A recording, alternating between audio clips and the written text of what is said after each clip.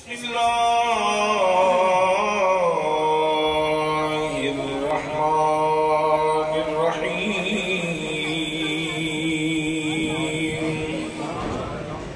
الحمد لله رب العالمين وقال الله تعالى في مقام آخر قد جاءكم من الله نور وكتاب مبين صدق الله مولانا العظيم وصدق رسوله النبي الكريم الأمين الرؤوف الرحيم الصلاة والسلام عليك يا سيدي يا رسول الله وعلى آلك وأصحابك يا قائد الغر المحجلين.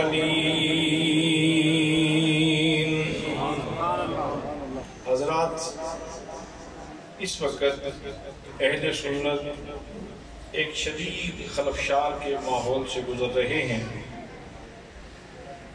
مختلف لوگوں نے مختلف کیمپ بنا لیے اور اس کیمپ کے ٹھیکیدار بن کے بیٹھ گئے اور عقیدہ اہل سنت وہ خلجان کا اور انتشار کا شکار ہوا.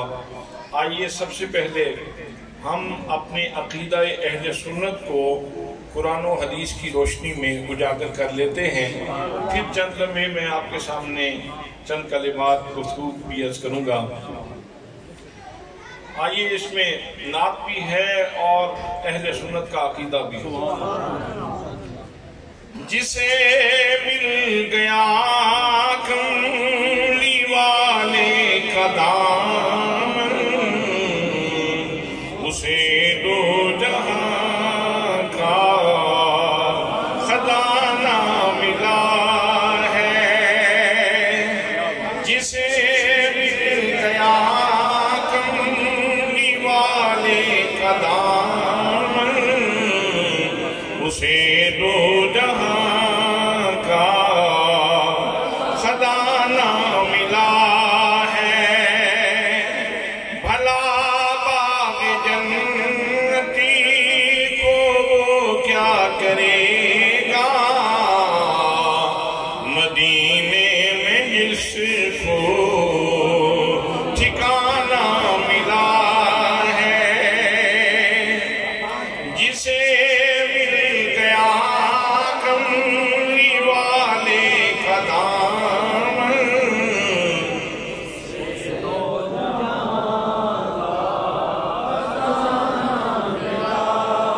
قال اللہ تعالی فی القرآن المجید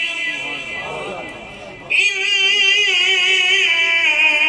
الذین یبایعونک انما یبایعون اللہ.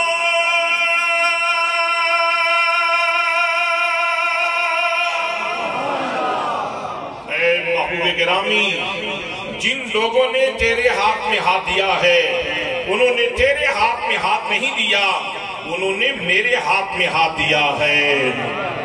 جسے مل گیا کملی والے کا دامن، اسے دو جہاں کا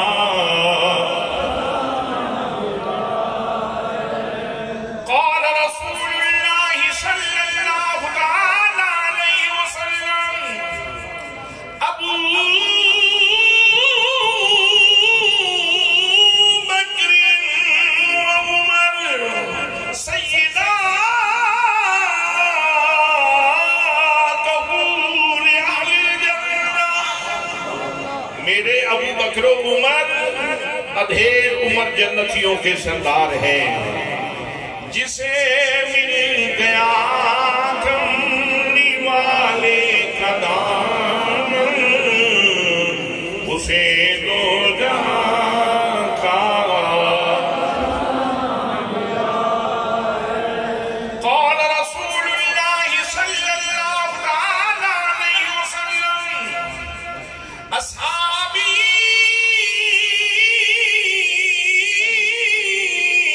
كالنجوم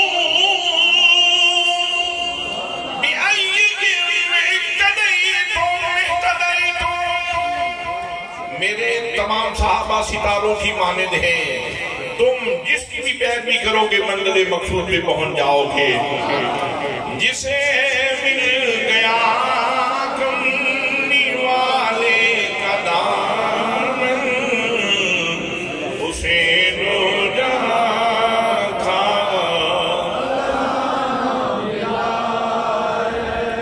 نمازیں پڑھی جا،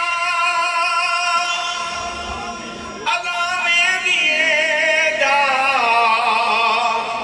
شب و روز سجیدوں پہ سجدے کیے جا۔ نمازیں اسی کی، اذانیں اسی کی، جسے پنجتن کا گھرانہ ملا ہے۔ نمازیں اسی کی،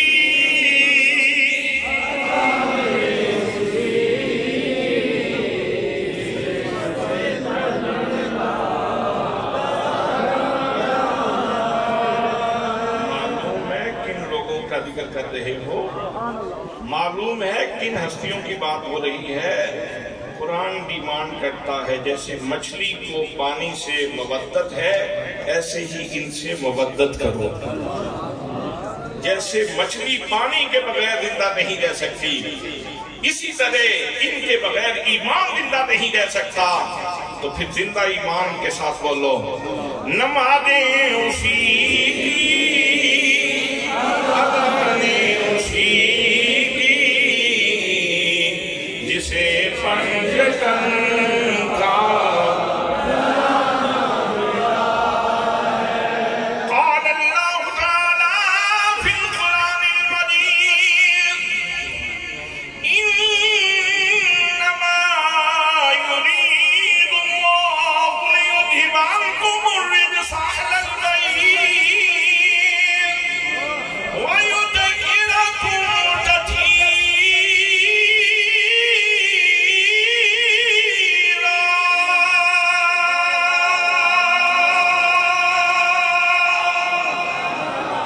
اے مصطفیٰ کے گھرانے والوں، اللہ نے ارادہ فرما رکھا ہے کہ تمہیں ہر نجاست سے دور رکھے اور تمہیں ہمیشہ پاکیزگی کے گلستان میں آباد رکھے۔ نمازیں اسی کی،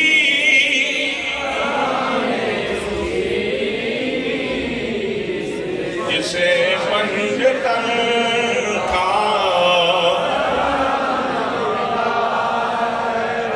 قال اللہ تعالی فی القرآن المجید،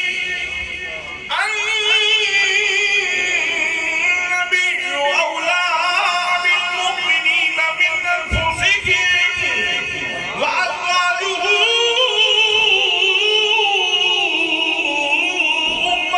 امہاتہم۔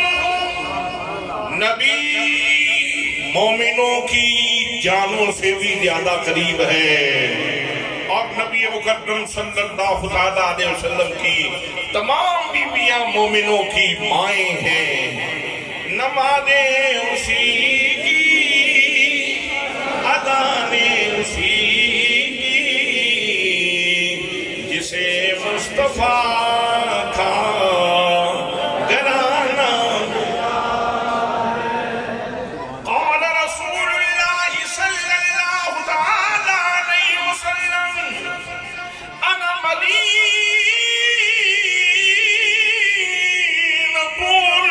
العلم وعلی بابها۔ میں علم کا شہر ہوں اور علی اس کا دروازہ ہے۔ نمازیں اسی کی،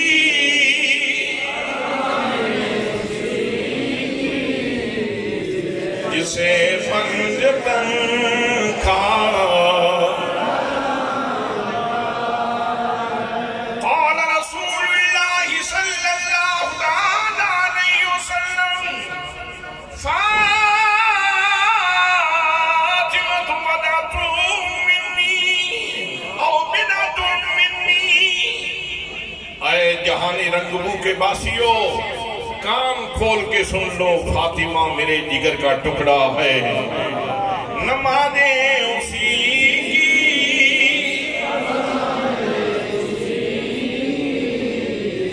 جسے پنج تن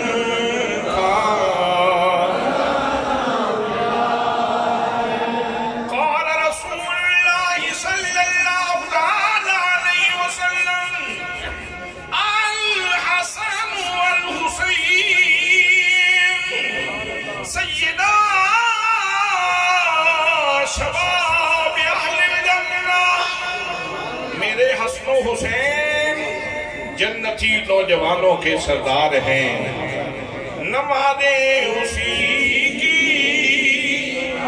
اذانیں اسی کی، جسے پنج تن کا مجھے مل گیا کملی والے کا دامن،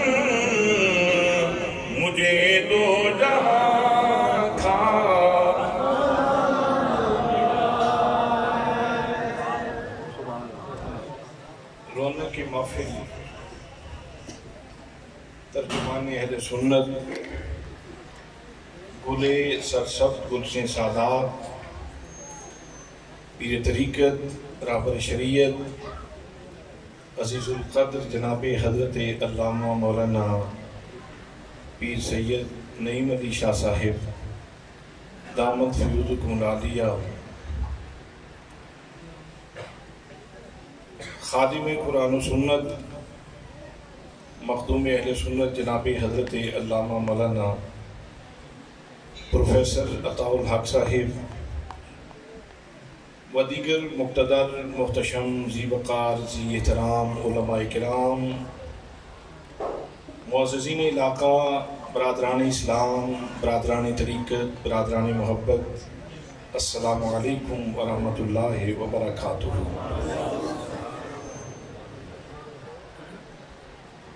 ترتیب مصحف میں قرآن مقدس کی جو پہلی آیہ مبارکہ ہے، اس میں اللہ کریم نے ارشاد فرمایا، الحمدللہ رب العالمین، تمام تعریفیں اللہ کے لیے ہیں جو تمام جہانوں کو تدریجاً کمال کی طرف لے جانے والا ہے۔ حضرات محترم، اس آیہ مبارکہ سے دو لفظ ایسے ہیں جن پر میں آپ کی توجہ چاہتا ہوں۔ ایک تو لفظ حمد ہے۔ حمد کی تعریف کیا ہے؟ حمد کا معنی کیا ہے؟ حمد کا مفہوم کیا ہے؟ حضور سیدی ضیاء الامت نواز اعظم حضرت جسٹس پیر محمد کرم شاہ الازہری رحمۃ اللہ تعالیٰ علیہ اپنی شورى آفاق تفسیر ضیاء القرآن کے اندر اس کا معنی بیان فرماتے ہیں کہ ہر وہ خوبی اور کمال جس کا صدور و ظہور اختیار اور ارادہ سے ہو، اس خوبی اور کمال کی تعریف کو حمد کہا جاتا ہے۔ تھوڑا سا دقیق ہے جملہ، تھوڑا سا دقیق ہے، تھوڑا سا مشکل ہے، میں پھر ایک دفعہ دہراتا ہوں۔ ہر وہ خوبی اور کمال جس کا صدور و ظہور اختیار اور ارادہ سے ہو، اس خوبی اور کمال کی تعریف کو حمد کہا جاتا ہے۔ یہ چھوٹا سا جملہ ہے، لیکن میرا دعویٰ ہے کہ اگر اس جملہ کی تشریح جناب سیدنا حضرت جبریل امین فرمائیں اور صبح قیامت تک آپ اس کی تشریح فرماتے رہیں، تو جناب جبریل امین کے بس کی بات نہیں کہ اس جملے کی کامل تشریح کر سکے، اس لیے کہ اللہ کریم کے ارادوں اور اللہ کریم کے اختیار کا احاطہ ممکن نہیں۔ کائنات میں جناب سیدنا آدم علیہ السلام کی پیدائش یہ اللہ کا اختیار اور اللہ کا ارادہ ہے، اور ان کے کمالات یہ اللہ کا اختیار اور اللہ کا ارادہ ہے۔ جناب حضرت شیس علیہ السلام کی پیدائش اور ان کے کمالات یہ اللہ کا اختیار اور اللہ کا ارادہ ہے۔ جناب حضرت نوح علیہ السلام کی پیدائش اور ان کا اختیار اور ان کا علم یہ اللہ کا اختیار اور ارادہ ہے۔ جناب سیدنا حضرت ابراہیم علیہ السلام کی پیدائش اور ان کے مدارج سنیہ یہ اللہ کا اختیار اور اللہ کا ارادہ ہے۔ جناب حضرت اسماعیل علیہ السلام کی شان اور ان کا مقام اور ان کا مرتبہ یہ اللہ کا اختیار اور ارادہ ہے۔ جناب حضرت موسیٰ کلیم اللہ علیہ السلام کی شان یہ اللہ کا اختیار اور اللہ کا ارادہ ہے۔ جناب حضرت عیسیٰ علیہ السلام کی شان اور حضرت عیسیٰ علیہ السلام کے معجزات یہ اللہ کا اختیار اور اللہ کا ارادہ ہے۔ اور نبی مکرم صلی اللہ علیہ وسلم کی بے مثل ولادت اور میرے آقا کریم صلی اللہ علیہ وسلم کی ذات مبارکہ سے زمانے کو منور کر دینا اور جناب حضرت آمنہ کے گھر کو بقعہ نور بنا دینا اور جناب حضرت حلیمہ کے گھر کو حضرت محمد مصطفیٰ سے آباد کر دینا اور کائنات کو نور افشانیہ یہ تقسیم کرنا یہ اللہ کا اختیار اور ارادہ ہے۔ تو حضرات محترم بس پھر اس کا نتیجہ یہ ہوگا کہ اب آپ چاہیں تو حضرت آدم کی تعریف کریں، جناب آدم کی تعریف کریں گے، بظاہر جناب آدم کی تعریف ہوگی، حقیقت میں اللہ کریم کی تعریف ہوگی۔ جناب نوح کی تعریف کریں، بظاہر جناب نوح کی تعریف ہوگی اور حقیقت میں اللہ کی تعریف ہوگی۔ جناب حضرت شیش کی تعریف کریں، بظاہر شیش کی تعریف ہوگی، حقیقت میں اللہ کی تعریف ہوگی۔ آپ حضرت ابراہیم کی تعریف کریں، بظاہر حضرت ابراہیم کی تعریف ہوگی، حقیقت میں اللہ کی تعریف ہوگی۔ جناب اسماعیل کی تعریف کریں،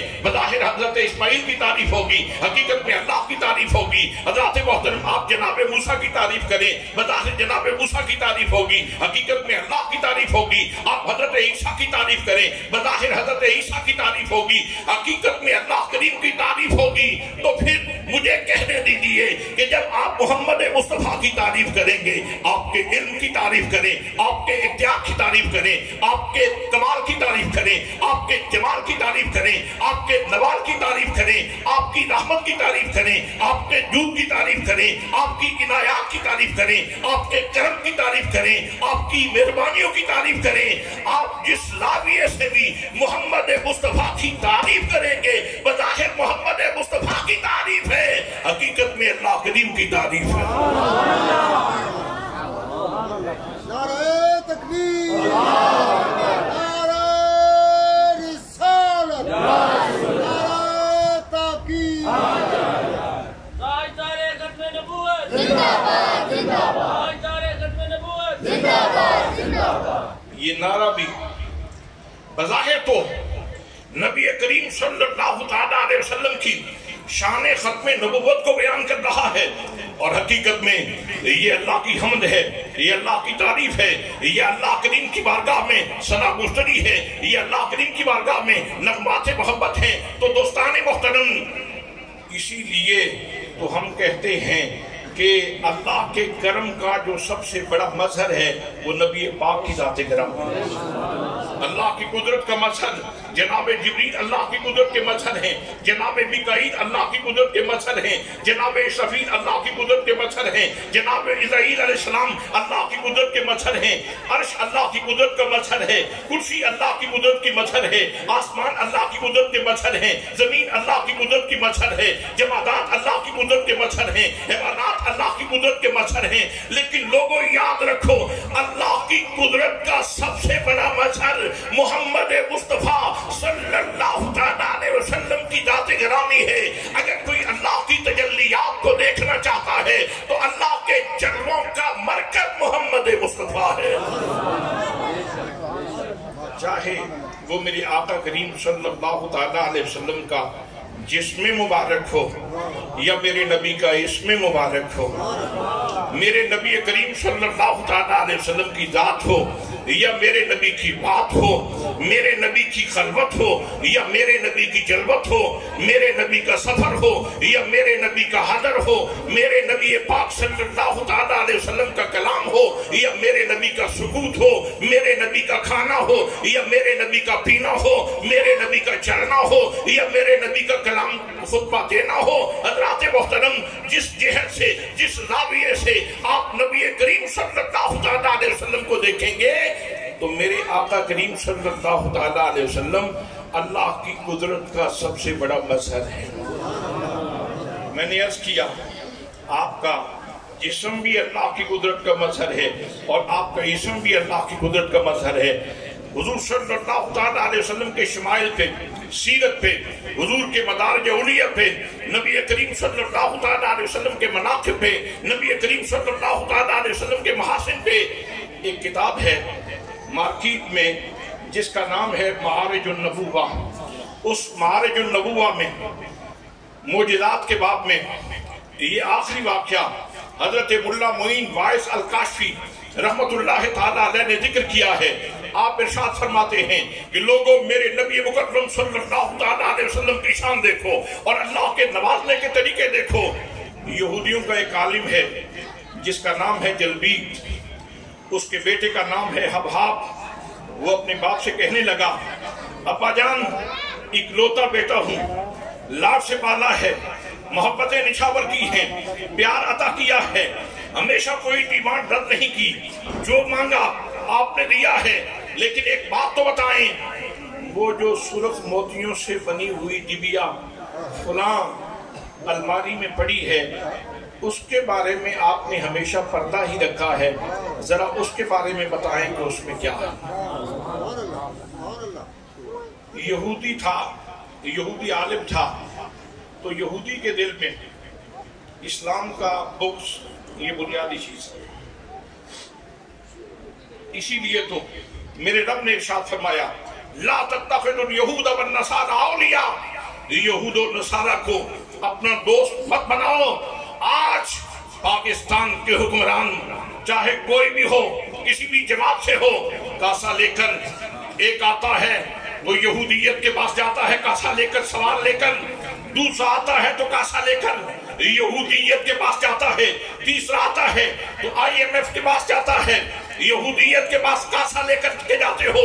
हज़रात मोहतरम, जैसे वो सानी सरकार जो मुझसे पहले खिताब कर रहे थे, काश जितने खुलूस से तुम यहूदियों के पास जाते हो, इतने खुलूस से कभी मदीने वाले की तरफ मुंह करके सवाल किया होता, तुम्हारी सारी मुसीबतें दूर हो जाती, तुम्हारी सारी मुश्किलात दूर हो जाती। तो हज़रात मोहतरम, यहूदी आलिम था, उसने अपने बेटे को टालना चाहा।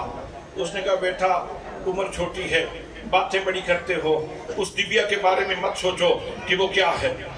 बच्चा था, लाडला था, इकलौता था, लाडों का पला हुआ था। उसने जिद की, उसने कहा नहीं अब्बू जान मुझे जरूर बताएं उस डिबिया के अंदर है क्या। तो बाप कहने लगा, बेटा बहुत जिद करते हो, अगर पूछते ही हो तो बता देता हूँ। उस डिबिया में एक कज़्ज़ाब की दास्तान है, एक झूठे की दास्तान है। यहूदी था, यहूदियत की बोली बोल रहा है, अंधेरे का तर्जुमान था, जुबान से अंधेरा तकसीम कर रहा है। बेटे ने सुना, उसने कहा चलो ठीक है। एक दिन बाप ने शराब पी हुई थी, बेटे ने सोचा अभी वालिद तो मशगूल है, तो आज मौका है, खजानतुल कुतुब में जाके देखते हैं उस डिबिया के अंदर है क्या। बेटा उस कमरे के अंदर गया, जाके उसने वो डिबिया खोली। जब डिबिया खोली तो देख के हैरान रह गया। बस डिबिया खोलने की देर थी तो उससे इतना नूर निकला, इतना नूर निकला कि कमरा मुनव्वर हो गया, कमरे के अंदर रोशनी हो गई। उस डिबिया के अंदर एक चांदी का वर्क था और उसके ऊपर लिखा था, ला इलाहा इल्लल्लाहु मुहम्मदुर रसूलुल्लाह। लग गई चोट गले के अंदर ते इश्क नशे विच आया, तन मन दी रही खबर न कोई, ऐसा इश्क ने तीर चलाया। नौजवान ने जब मोहम्मद मुस्तफा सल्लल्लाहु अलैहि वसल्लम के इस्म मुबारक देखा तो ये इस्म मुबारक का नूर उसके सीने में उतर गया।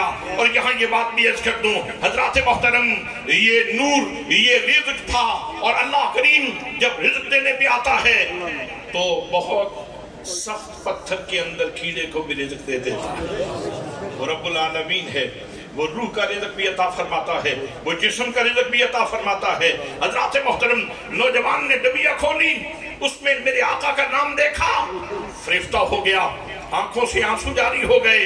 अब परत जो खोला तो नीचे दूसरे परत पे लिखा था, एक वक्त आएगा पैगंबर आखिर ज़मान तशरीफ लाएंगे, उनकी शान ये होगी, उंगली का इशारा करेंगे, चांद दो टुकड़े हो जाएगा, हाथ उठाएंगे, डूबा हुआ सूरज वापस आ जाएगा, उनके इशारे पे पत्थर कलमे पड़ेंगे, उनके इशारे पे जमाना रक्स करेगा, उनके कहने के ऊपर जमाने की काया पलट जाएगी। हजरात मोहतरम, मेरे आका के महासिल लिखे हैं, मेरे आका के मनाकिब लिखे हैं, मेरे आका के शाने लिखी हैं, मेरे आका के कमालात लिखे हैं, मेरे आका करीम सल्लल्लाहु अलैहि वसल्लम के जमाल की बातें लिखी हुई हैं। अब नौजवान के दिल में मोहब्बत का गलबा हुआ, चीख मारी और बेहोश हो गया, बेहोश हो गया। माँ ने चीख सुनी, दौड़ती हुई आई, बेटे को देखा, हालत ज़ात देखकर दौड़ती हुई गई। उसने पानी का गिलास लिया, ला के बेटे को पिलाने की कोशिश की, लेकिन बेटा होश में नहीं आ रहा। अब परेशान पशेमानी में दौड़ी और उसके बाप को जाके पकड़ा, तुम यहाँ शराब पी रहे हो और उधर देखो बेटे की कैफियत क्या है, तुम्हें नहीं मालूम बेटा घर में बेहोश पड़ा है और तुम यहाँ शराब पी रहे हो, नशा कर रहे हो। बाप भी लड़खड़ाता हुआ आया और आके जब बेटे की कैफियत देखी, बेटा लाडला था, वो भी पशेमा हुआ और उसने फिर हकीम को बुलाया। हकीम को बुला के कहा कि मेरे बेटे का इलाज करें। हकीम ने कोई नुस्खा अपनाया और बेटे को होश आया तो बाप कहने लगा, प्यारे बेटे मुझे बात तो बताओ, हुआ क्या था, तूने देखा क्या था, तेरे ऊपर ये गशी कैसे तारी हुई, तेरे ऊपर ये बेहोशी कैसे तारी हुई, बेटा ये क्या माजरा हुआ, मुझे कुछ दास्तान तो बताओ, ये मामला क्या हुआ कि तेरी ये कैफियत हो गई। कहने लगा, सच बताऊं अब्बू जान, अगर सच पूछते हो तो जुर्म तो तुम्हारा है, कसूरवार तो तुम हो, मुजरिम हो तुम, कसूरवार हो। क्या कसूर किया मैंने बेटा, तुझे पाला है ये कसूर है मेरा, तुझे जन्म दिया है ये मेरा कसूर है, मैं तेरा बाप हूं इसलिए मेरा ये कसूर है। कहा नहीं, मैंने एक दिन पूछा था उस डिबिया के अंदर क्या है, तो आपने कहा था उसमें एक झूठे की दास्तान है। अब्बा तुम यहूदियत के आलिम हो, मुझे ये तो बताओ क्या झूठों के नामों में भी इतनी रोशनी होती है कि कमरा ही रोशन हो जाए? कितना बड़ा झूठ बोला तुमने, कितनी बड़ी ज्यादती की तुमने। जिसके नाम के अंदर, जिसके जिस्म के अंदर इतना नूर है, उसका जिस्म कितना नूरानी होगा। जिसके नाम के अंदर इतना नूर है, उसके कलाम के अंदर कितना नूर होगा। अब बात तुमने झूठ बोला, तुमने ज्यादती की मुझे, तुमने उस हस्ती के बारे में कज़्ज़ाब का कौल किया जिसके इसमें मुबारक में इतना नूर मौजूद है। नारा तकबीर, नारा रिसालत, जनाब हजरत अल्लामा प्रोफेसर मोहम्मद एजाज जंजुआ साहब। तो हजरात, अब बेटे ने कहा, अब्बा जान आप माने ना माने, आपकी कोई तरजीह होगी, आपका कोई मसला होगा, मैंने तो उस नाम को देख लिया है, उसकी चमक देख ली है, उसका नूर देख लिया है, उसका उजाला देख लिया है, उसकी कशिश देख ली है, उसकी जालबियत देख ली है। मैं तो उस मोहम्मद मुस्तफ़ा का गुलाम हो चुका हूँ। ज़ियारत तो होगी कि नहीं होगी, उनका चेहरा देखूंगा कि नहीं देखूंगा, उनका कलाम सुनूंगा कि नहीं सुनूंगा, ये तो मुकद्दर की बात है। लेकिन अब्बा जान ये बात सुन ले, मैं उनका गुलाम हो चुका हूँ, मैंने उनका कलमा पढ़ लिया है, मैं उनका उम्मती बन चुका हूँ। बाप ने जैसे देखा कि ये मेरे धर्म से बगावत कर रहा है, उसने थप्पड़ रसीद किया, मारना शुरू कर दिया, ज़दोकोब करना शुरू कर दिया। माँ छुड़ाने की कोशिश करती है, बाप मारता है, चीखें बुलंद होती हैं, मोहल्ले वाले आ गए। इस घर से तो कभी ऊंची आवाज नहीं सुनी थी, उलमा का घर था, ये तो लोगों के डिस्प्यूट निपटाया करते थे, ये तो लोगों के फैसले किया करते थे। आज इनके घर में झगड़ा, इनके घर में लफड़ा, इनके घर से शोर, इनके घर में ये आहो शेवन, इनके घर से ये नाले की आवाज। लोग दौड़े दौड़े आ रहे।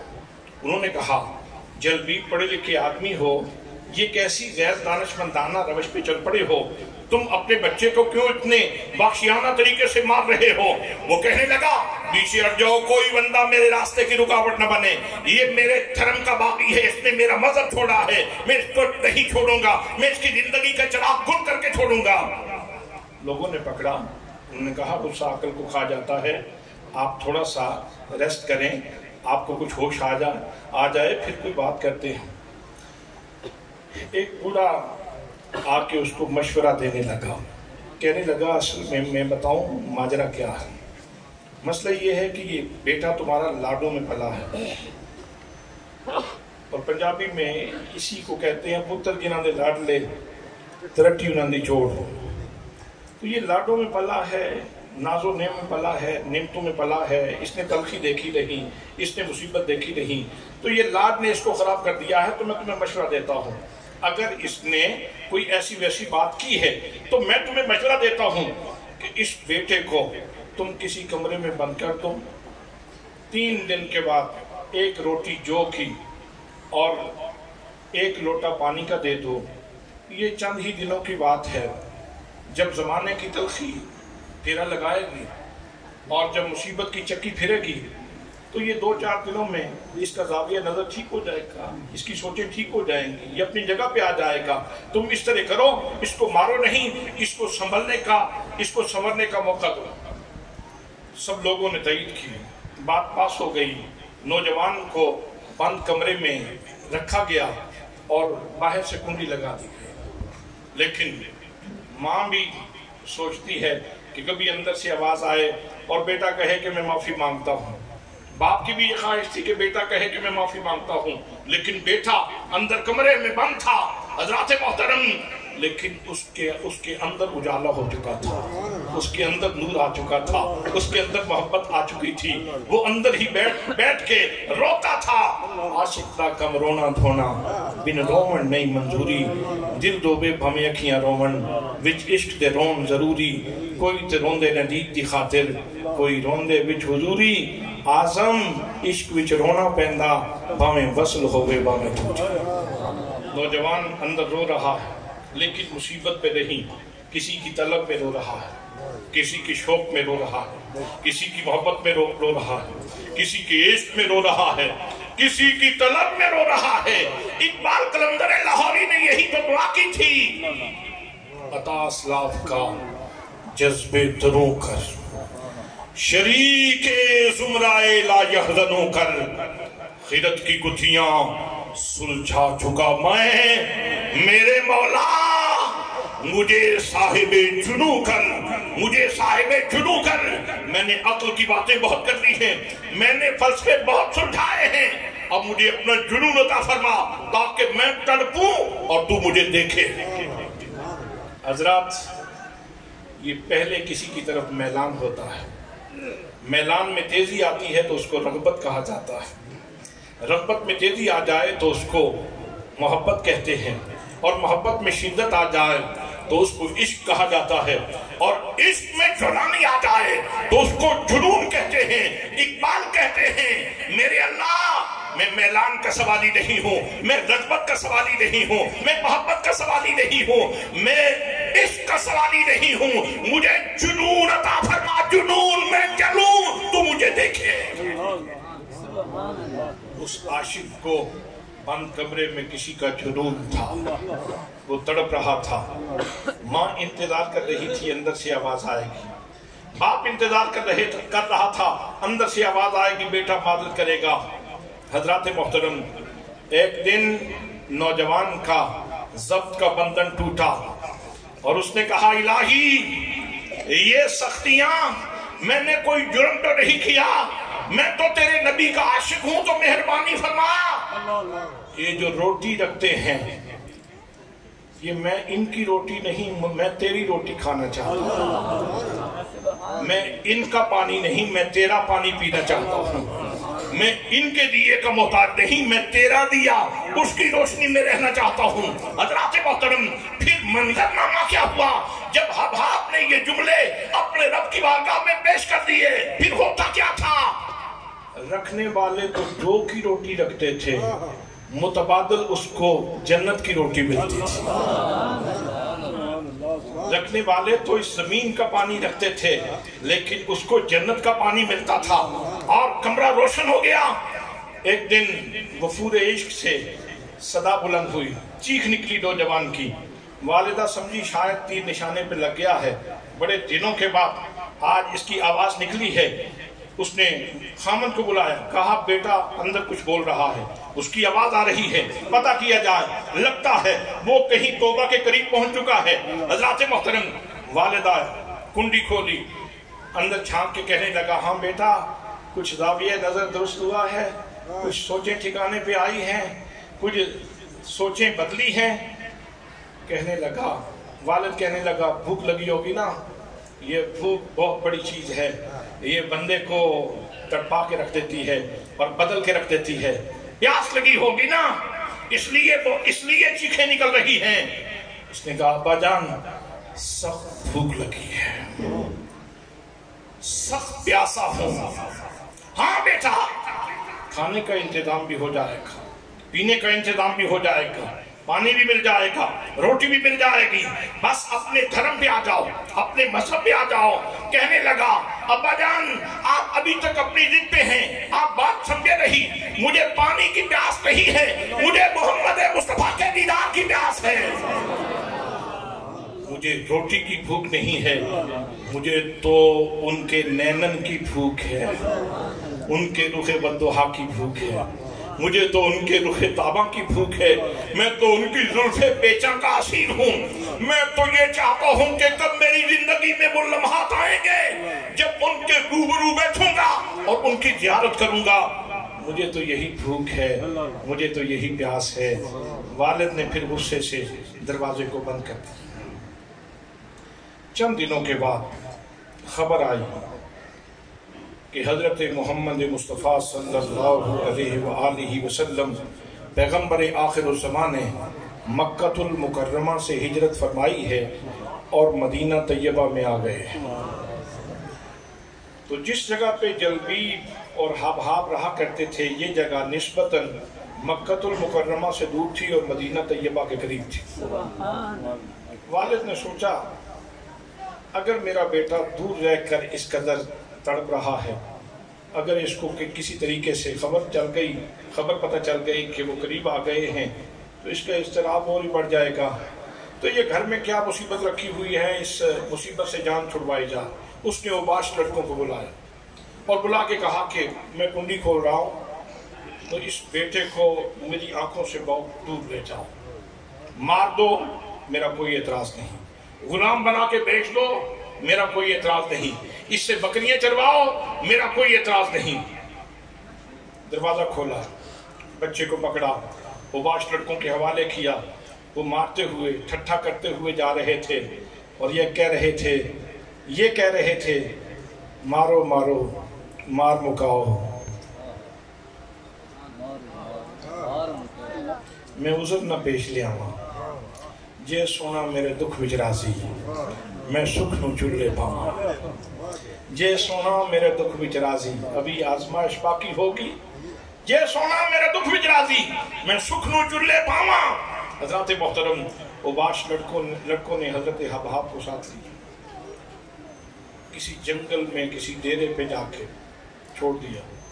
اب وہ ڈیرے والے دن کو بکریاں چرواتے ہیں اور رات کو کسی کمرے میں زنجیریں ڈال کے باندھ دیتے ہیں۔ ایک رات آئی، حبحاب کا عشق ٹھاٹھے مارنے لگا اور حضرت حبحاب نے عرض کی، مالک مہربانی فرما، زندگی کا چراغ کہیں گولی نہ ہو جائے، مہربانی فرما اور مجھے اپنے محبوب کے دیش میں پہنچا دے، مجھے اپنے محبوب کے دیش میں پہنچا دے۔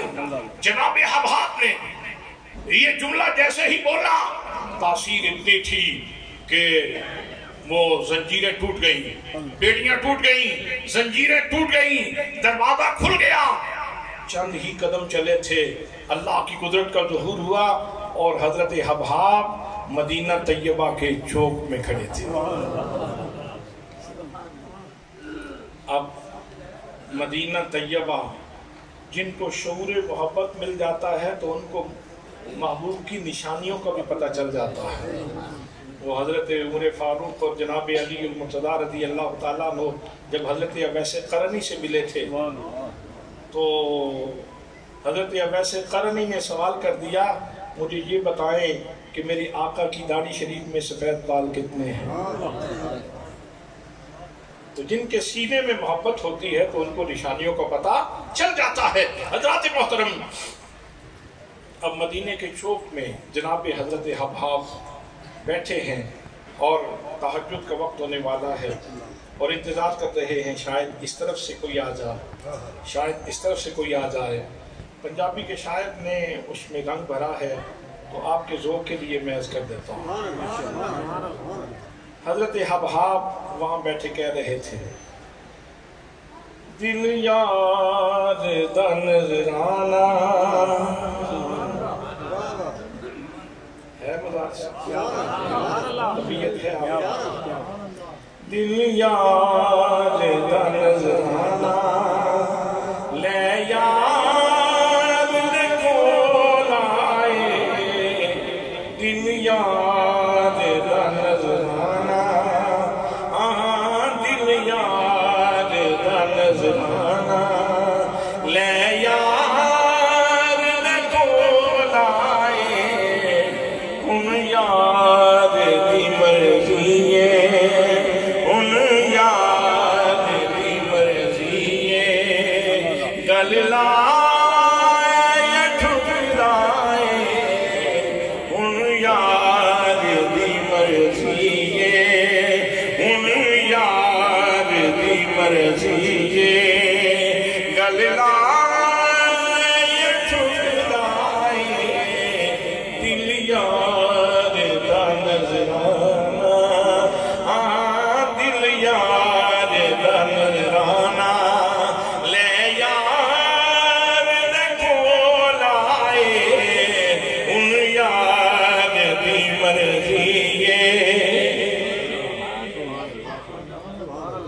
ابھی انتظار ہی کر رہے تھے آپ اس کا، اپنے احساسات میں اگر اس کو جانچنا چاہیں تو یوں جانچا جا سکتا ہے کہ جب بندہ مکہ المکرمہ سے مدینہ طیبہ کی طرف رخ کرتا ہے تو گاڑی 120 130 40 پہ بھی ہو لگتا ہے بہت سلو چل رہی ہے، دل کی سپیڈ اور دل کی دھڑکنیں بہت تیز ہوتی ہیں، دل کی دھڑکنیں بہت تیز ہوتی ہیں اور دل کہہ رہا ہوتا ہے وسے نور خزینہ لوکاں دیاں لکھ ٹھارا ساڈی ٹھار مدینہ لوکاں دیاں لکھ ٹھارا ساڈی ٹھار مدینہ۔ جیسے ہی گاڑی مدینہ طیبہ کے مضافات میں داخل ہوتی ہے تو آپ یہ بتائیں کہ اس وقت طلب کس چیز کی ہوتی ہے؟ آنکھیں شدت کی طلب رکھتی ہیں۔ یہ آگے شاید ابھی مسجد نبوی کے مینار نظر آ جائے اور ظہوری صاحب کہتے ہیں جب مسجد نبوی کے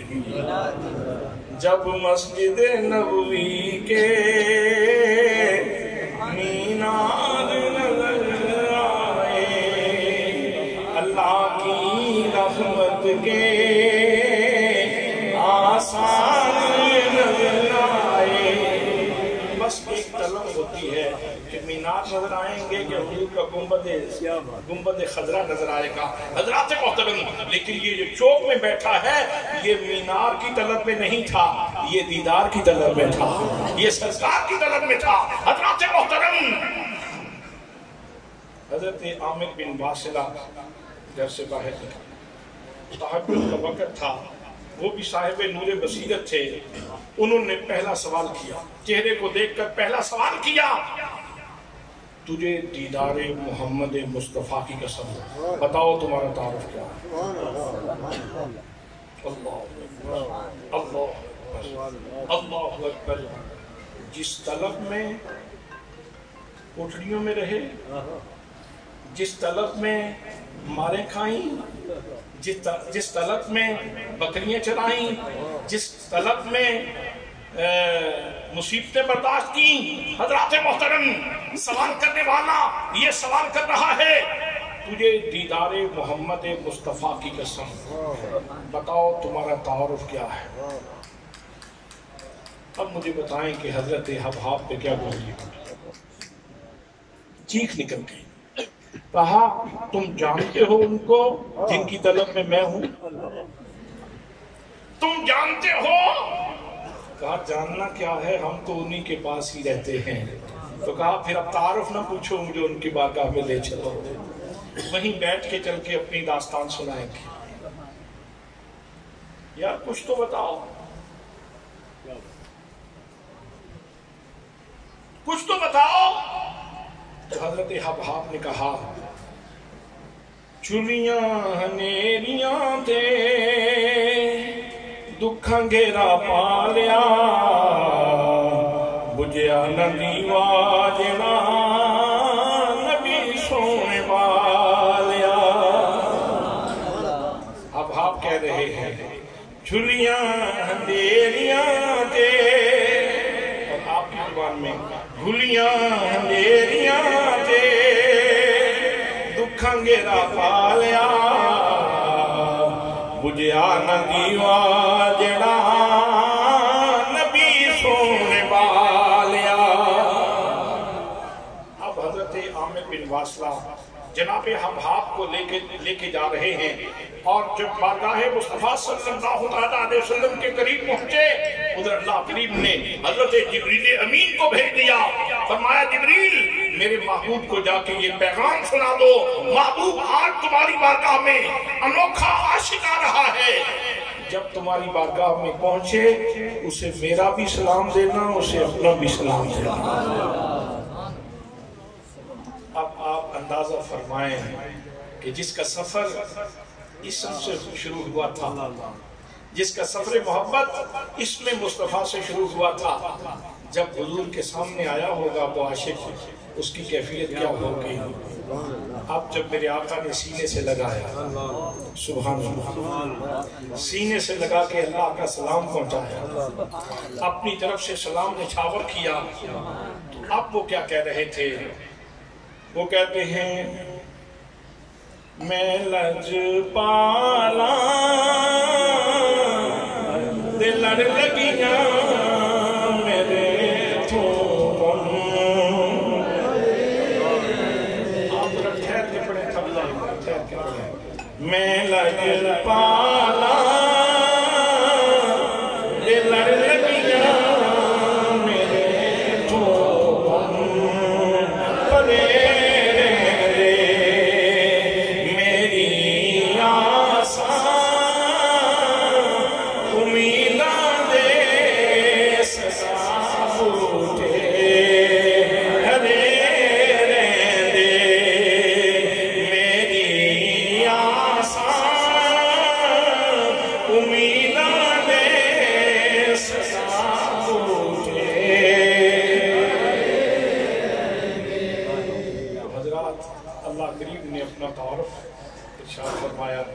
الحمدللہ رب العالمین، تمام تعریفیں اللہ کے لیے ہیں جو سارے جہانوں کا رب ہے۔ رب کی تعریف یہ ہے تبلیغ الشیء الی کمالہ بحسب استعدادہ الازلی شیئا فشیئا، کسی بھی فرد کائنات کو نقطہ آغاز سے اٹھا کر تدریجاً دھیرے دھیرے اس کو کمال کی طرف لے جانے والی ہستی کو کیا کہتے ہیں؟ رب۔ اور کیسے لے جاتا ہے؟ بحسب استعدادہ الازلی۔ یہ بات بڑی خاص ہے، اس کا مزہ پروفیسر اجاز صاحب بہتر لے سکتے ہیں، نعیم علی شاہ صاحب اس کا ذائقہ بہتر طریقے سے لے سکتے ہیں۔ بحسب استعدادہ الازلی، ابھی کچھ بھی نہیں بنا، نہ زمین نہ آسمان، اللہ کی ذات ہے، اور علم الہی میں، ازل میں، علم الہی میں میں بھی ہوں، میرا کاسا بھی ہے، میری خیرات بھی ہے۔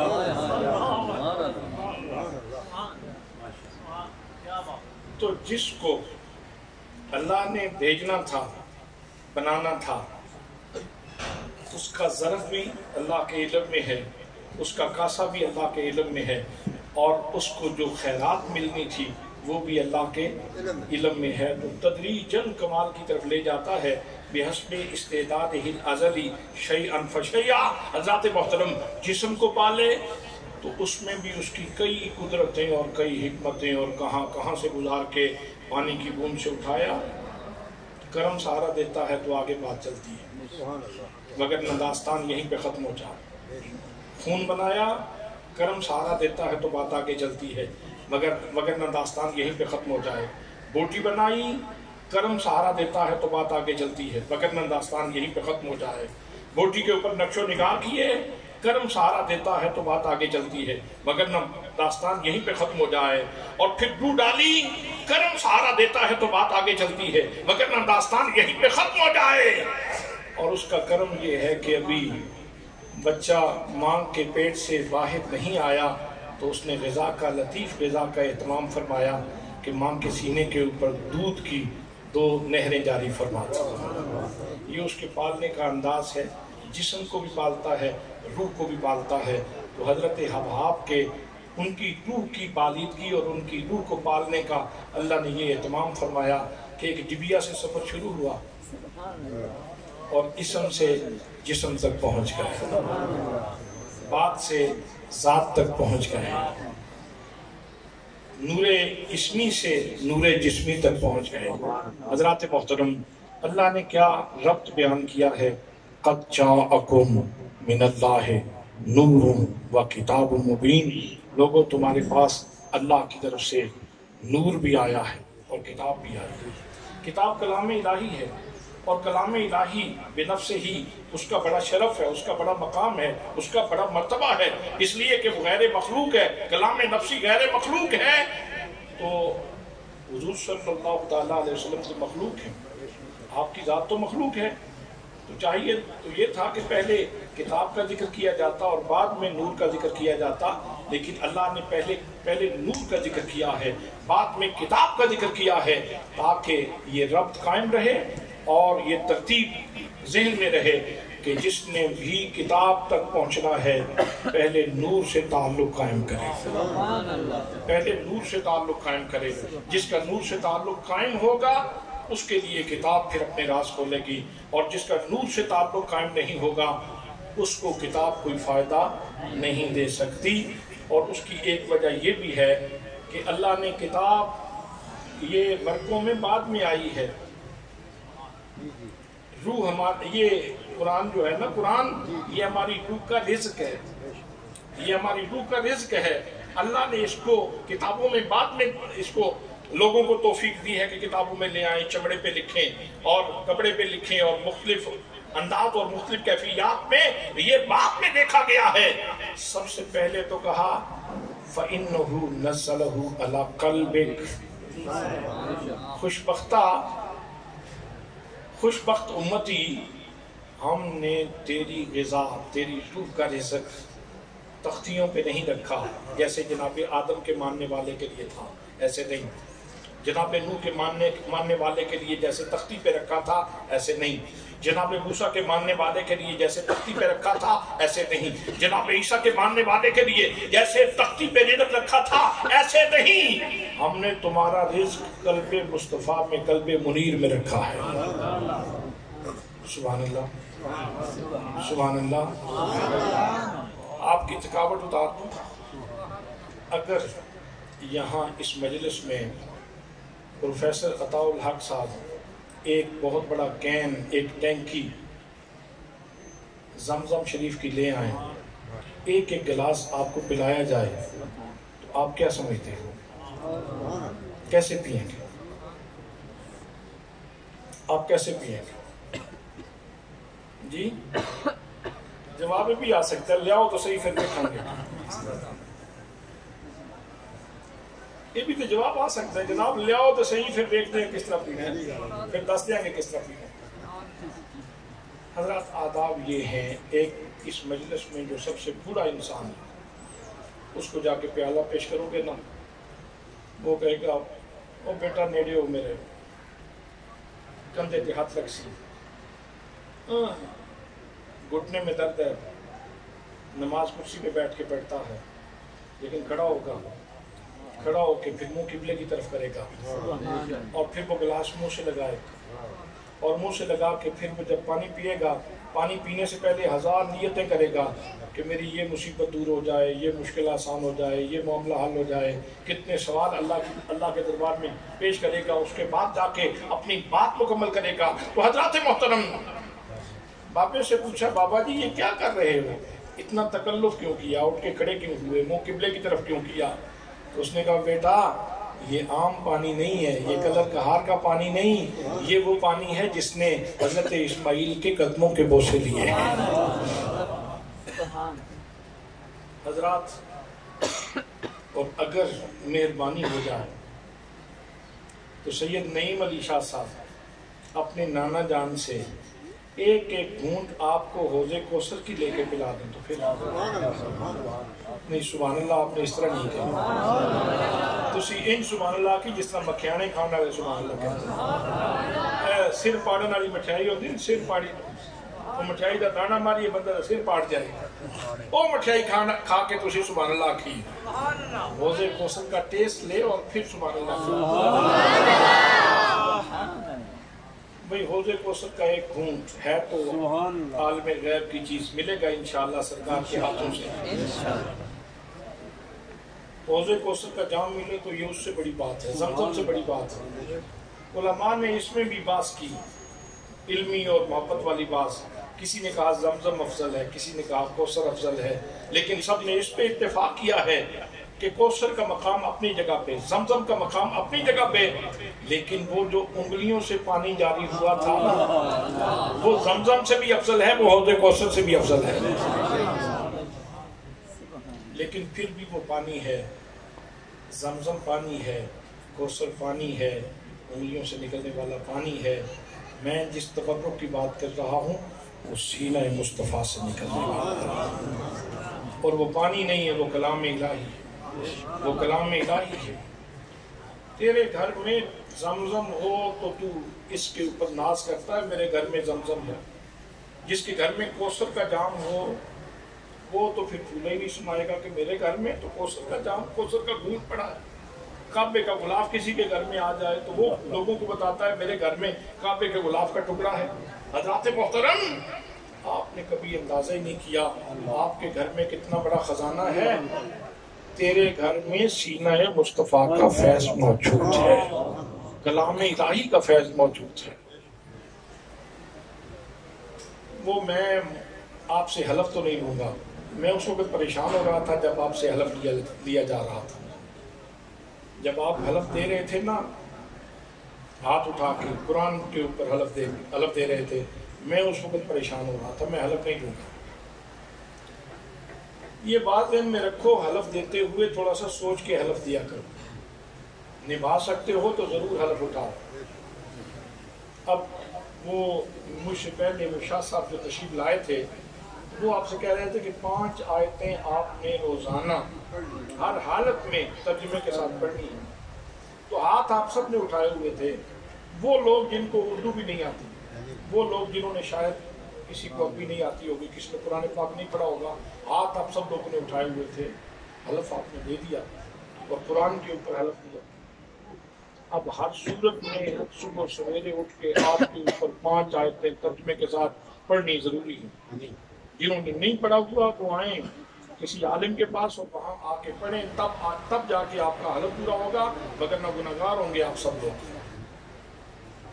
میں اس وقت بہت پریشان ہو رہا تھا جب آپ سے حلف لیا جا رہا تھا، گفتگو کرنے والے سید تھے، بات کلام اللہ کی ہو رہی تھی، اس کے فضائل بیان کیے جا رہے تھے، تو ترغیب ہونی چاہیے تھی۔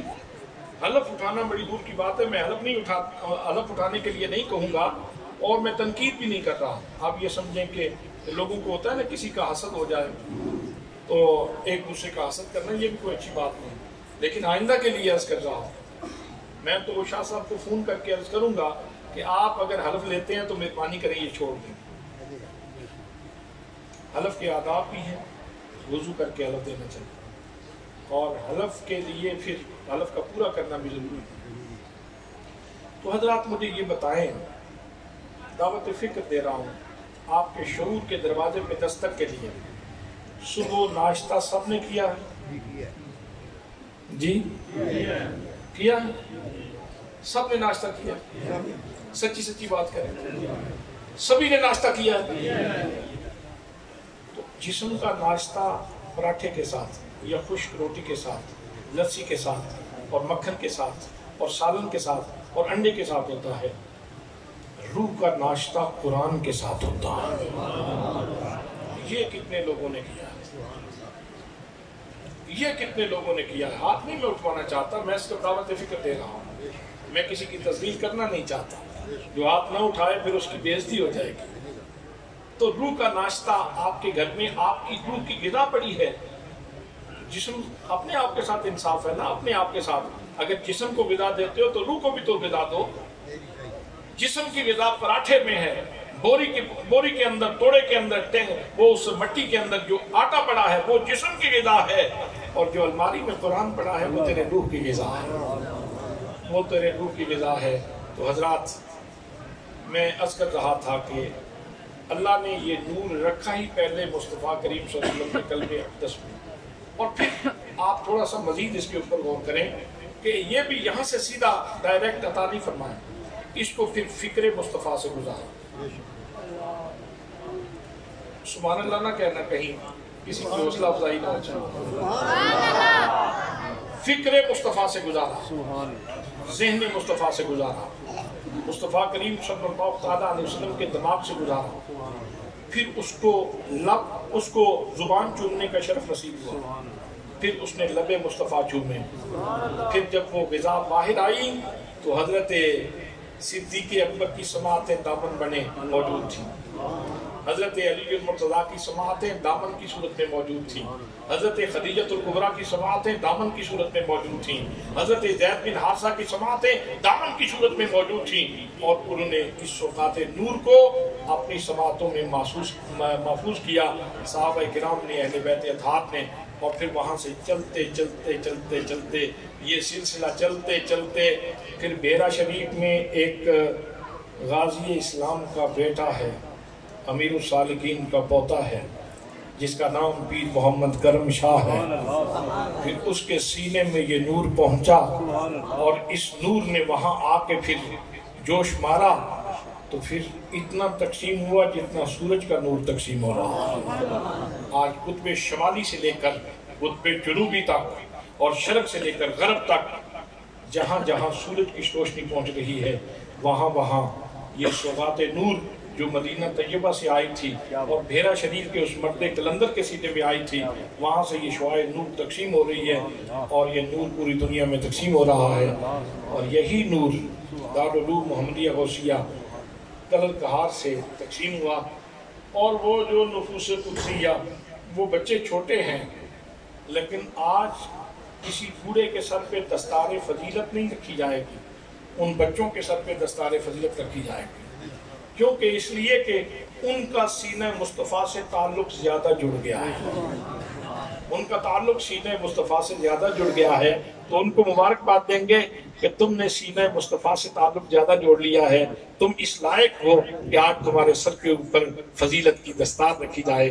دعا ہے کہ اللہ کریم ان بچوں کو جیسے اللہ نے حفظ کی توفیق عطا فرمائی، ایسے ہی ان کو عالم بھی بنائے اور علم نافع نصیب فرمائے، اور جتنے لوگ اپنے حلال طیب رزق سے اس ادارے کا حصہ نکالتے ہیں، جو اساتذہ کرام یہاں ڈیوٹی دیتے ہیں، جو لوگ اس ادارے کی خدمت کرتے ہیں، اللہ کریم سب کی قد و کاوش کو قبول فرمائے۔ میں اس ادارے کے عملے کو، اساتذہ کرام کو، مجلس منتظمہ کو، ان بچوں کے والدین کو اور ان بچوں کو صمیم قلب سے ہدیہ تبریک پیش کرتا ہوں، اور دعا کرتا ہوں کہ اللہ کریم اس مرکز نور کو صبح قیامت تک اسی طرح فیض افشاں رہے، فیض بار رہے، اور یہ سلسلے خیر کے صبح قیامت تک چلتے رہیں۔ وما علیہ الا البلاغ المبین۔